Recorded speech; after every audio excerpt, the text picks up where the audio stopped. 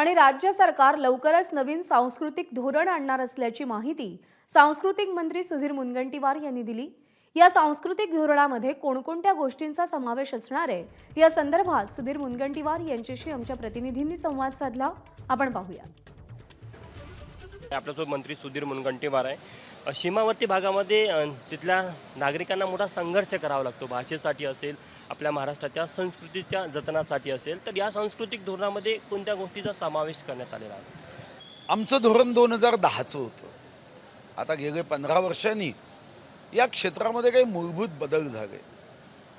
आता हे बदल आत्मसात करत असतानाच आमची जी विरासत आहे त्यालाही धक्का लागू नये, अन्यथा कालांतराने दशावतार असतील किंवा अशा पद्धतीच्या ज्या काही आमच्या सांस्कृतिक धरोहर आहे त्या अडचणीत येईल।